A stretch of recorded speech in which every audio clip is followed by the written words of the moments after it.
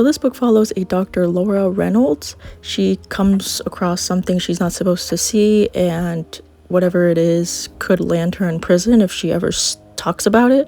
So in exchange to keeping her mouth shut, she joins this experimental team for this groundbreaking technology or event. The blurb is very vague as to what is going to happen in this story, but it's something I really enjoy about specifically Riddle's books. It's very vague.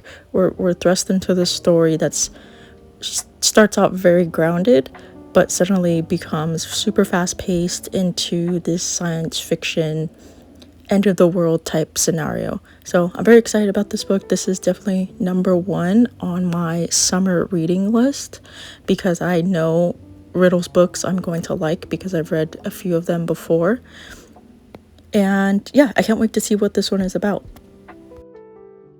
New York 2140 is probably my very last book to read this summer because it deals with a more very grounded possible future that we're heading towards in terms of climate change.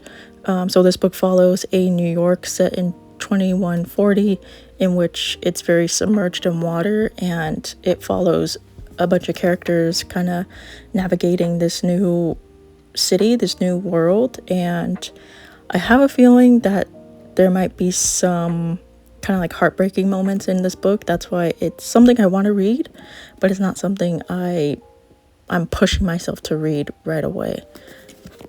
It's also quite a large book, and I'm not even entirely sure if I would be able to finish it this summer if I were to finish the two other books I plan to read before this book, but we'll see.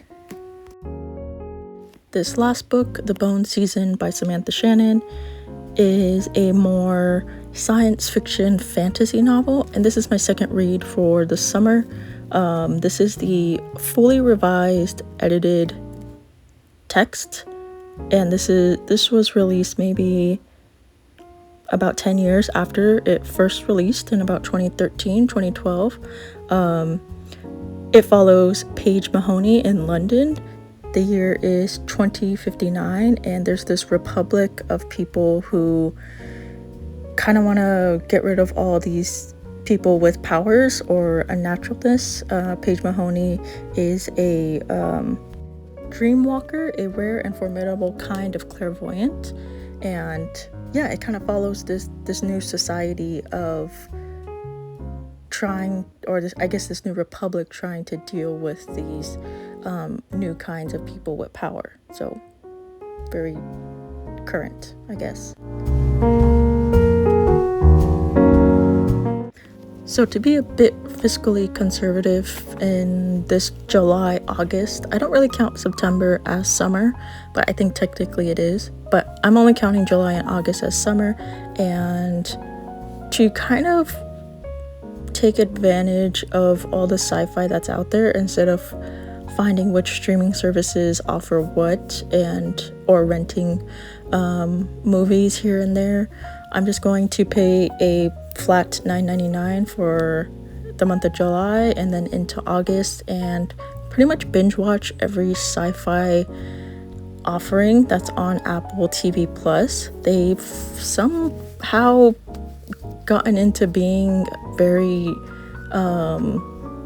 having very great adaptations and original content regarding science fiction. I don't know how that came to be, if they started off wanting to be that way, but yeah, there's a lot of good shows on here that I haven't watched that I've been interested in but just never really got into, because I personally like Apple TV's comedy shows, The Studio, Mythic Quest, those kind of shows, and I've actually rewatched those shows quite a bit while leaving all these science fiction shows on the back burner. I did watch Severance season 1, and I thought that was really, really great. And then by the time season 2 came out, I kind of forgot what happened in season 1, so I definitely need to rewatch that. For All Mankind is definitely another one I really, really want to watch. And then they have some interesting looking movies, Constellation, Finch with Tom Hanks and all that. Hello, doggy. My dog is looking at me. Why am I talking to myself? Silo is another one I want to watch because I do have the first book in the series. The Gorge is a really good movie, but I want to rewatch that.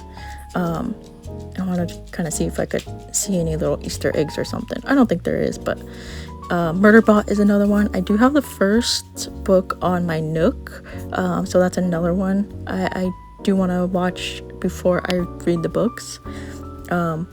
My reading habits are, I personally like watching adaptations before reading the original material, just so I have the visual actors and their voices kind of read out in my mind while I read the books. But yeah, they got a lot of great stuff. I can't wait to watch hopefully all of it. It should be definitely manageable.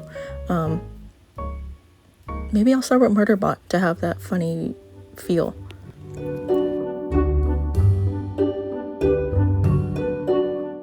So it's been quite a while since I actually wrote anything.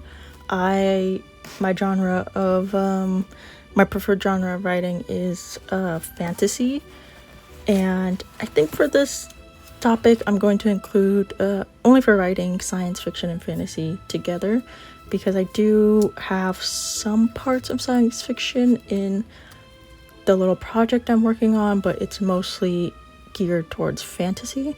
This is actually a book I was recommended by a classmate some years ago, maybe like 7-8 years ago, and it's really great. I used to, when I was writing very constantly, I would use this all the time just to get ideas, just to understand what works and what doesn't in these two genres being separated, and how it's supposed to work when you intertwine them. So it's a very good book. It gives you examples. It kind of explains everything that you've ever wondered about in terms of these two genres. There's a whole section on divination and all the classes, I guess, you can include in your fantasy. It's kind of crazy how a lot of this stuff I didn't know about, except for kind of like the basics of astrology and necromancy. But yeah, it's very, very detailed. It gives you pretty much everything.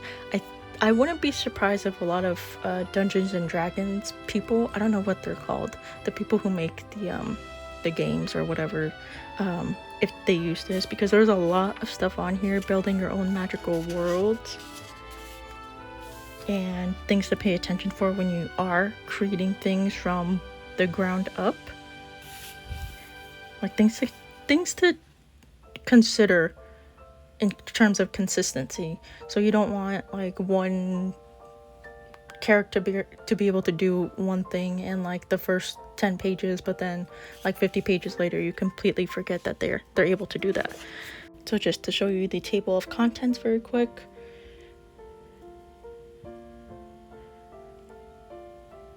It's very much made for those people, I guess, beginner writers like myself, who get a little bit overwhelmed by everything regarding science fiction and fantasy, and you kind of get a little bogged down by the specifics, even though you don't really have to, just as long as certain parts make sense. You got fantasy races, creatures of myth and legend. You even got a whole section on apparel, and then arms, armor, and armies. And then this is very interesting. I haven't got to this part yet, but this is actually something I've been considering, just because there's a lot of great I guess I should probably be specific in that the science fiction fantasy I write is poetic. I don't really do prose a lot, fiction a lot. It's a bit more difficult for me to write that way.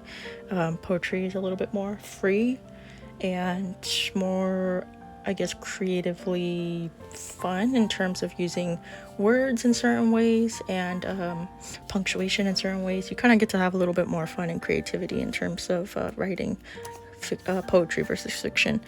And not necessarily Anatomy of a Castle, but more so a library where the beginning of my fantasy poems begin. And yeah, I think I might have to start off with this. This might be my focus this summer. Just starting from the beginning of my project instead of